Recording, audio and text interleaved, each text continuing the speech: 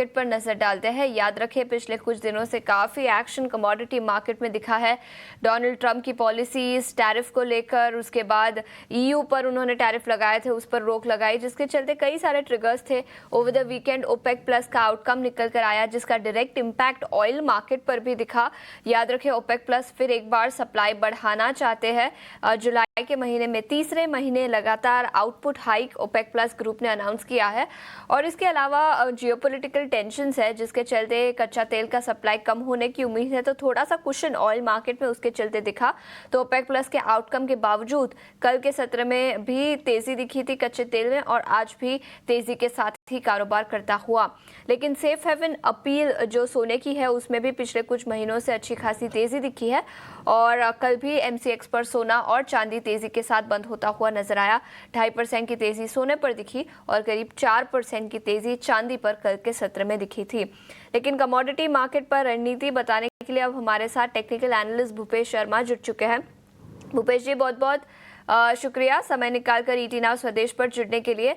सबसे पहले सोने और चांदी की ही बात करेंगे। कल के सत्र में एमसीएक्स पर अच्छी खासी तेजी, लेकिन उसके बाद अब ट्रेडिंग के लिहाज से किस तरह की रणनीति बनानी चाहिए? जी, गुड मॉर्निंग मैम। अगर बात करें सोने और चांदी में ट्रेडिंग स्ट्रेटजी की, तो बीते कल सोना और चांदी दोनों में एक ब्रेकआउट देखने को मिला और दोनों में मुझे लगता है कि एक अच्छी तेजी देखने को मिली। सोने और चांदी में अगर बात करें लेवल्स की, तो मुझे लगता है कि लेवल्स के हिसाब से बात करेंगे तो 97,000 एक बेंचमार्क लेवल रहेगा अभी अगस्त वायदा के लिए। और जब तक बाजार 97,000 के ऊपर रहेगा तब तक इसमें तेजी का दौर जारी रहना चाहिए। ऊपर में मुझे लगता है बाजार एक बार 98,200 और 98,700 तक के लेवल संभावित रहेंगे आज के सत्र में। कुल मिलाकर एक बार बिकवाली से दूरी बनानी चाहिए। वहीं सिल्वर में मेरा एक कॉन्ट्रेरी व्यू रहेगा कि बाजार में बिकवाली करना मुझे समझ आता है, जो कि कल के हाई के आसपास या बाजार 1,02,000 के आसपास मिलता है, तो वहां पर एक कॉन्ट्रेरी व्यू देना चाहूंगा और 1,03,000 का स्टॉप लॉस लगाएं। इसमें नीचे में 1,01,000 और 99,980 के लक्ष्य संभावित रहेंगे। तो ये नजरिया सोने और चांदी पर बिकवाली की राय 1,03,300 के स्टॉप लॉस के साथ 1,01,000 तक के लेवल्स नजर आ सकते हैं।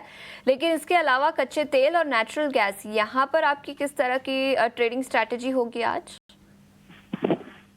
कच्चे तेल और नेचुरल गैस बीते कल अगर बाजार का एमसीएक्स का सत्र देखा जाए तो सभी बाजारों में एक डिसेंट तेजी थी।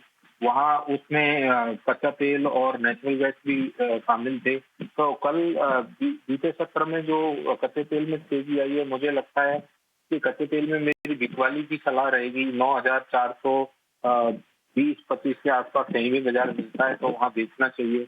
5,480 के ऊपर का स्टॉप लॉस लगाएं इसमें, और नीचे में इसमें 5,330 और 5,300 के लक्ष्य संभावित रहेंगे। वहीं नेचुरल गैस की बात करें तो नेचुरल गैस में भी मेरी बिकवाली की सलाह रहेगी।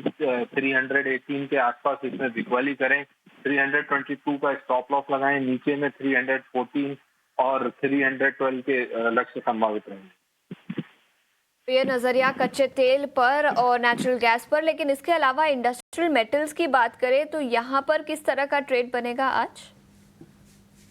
जी, अगर कॉपर की विशेषकर बात की जाए तो कल कॉपर में एक अच्छा गैप अप दिखा था। सभी बाजारों में गैप अप था, परंतु कॉपर में ऊपर में मार्केट सस्टेन नहीं किया। इसलिए आज के सत्र के लिए विशेषकर कॉपर में 865 के लेवल का विशेष ध्यान रखना चाहिए। जब तक बाजार 865 के ऊपर है तब तक इसमें बिकवाली से बचें। तो मेरी सलाह रहेगी कि कॉपर में एक कॉन्ट्रेरी व्यू अगर बाजार 866 के आसपास खुलता है तो बाजार में खरीदारी करनी चाहिए। बाजार इस लेवल के नीचे खुले तो एक बार फिर से अवॉइड करें, और 866 के नीचे 866 के आसपास बाजार मिलता है तो खरीदें। 864 का कड़ा से स्टॉप लॉस लगाएं। 872, 876 के लक्ष्य संभावित रहेंगे। वहीं दूसरा जो आइडिया रहेगा वो जिंक का रहेगा। जिंक के बाजार में मुझे लगता है कि एक अच्छी तेजी बीते सत्र में देखी गई थी।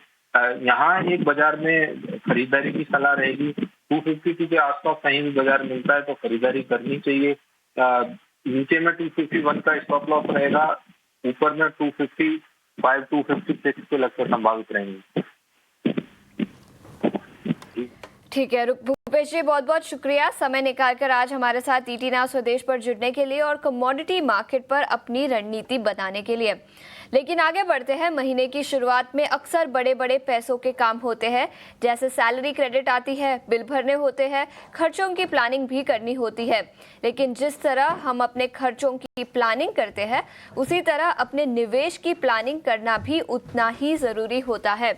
इसी आदत को बढ़ावा देने के लिए एसबीआई म्यूचुअल फंड और टाइम्स नेटवर्क मिलकर एक खास राष्ट्रीय इन्वेस्टर अवेयरनेस पहल शुरू कर रहे हैं, जिसका नाम है भारत निवेश, बेहतर कल।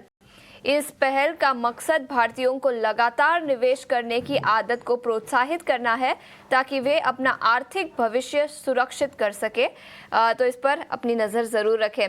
लेकिन गिफ्ट निफ्टी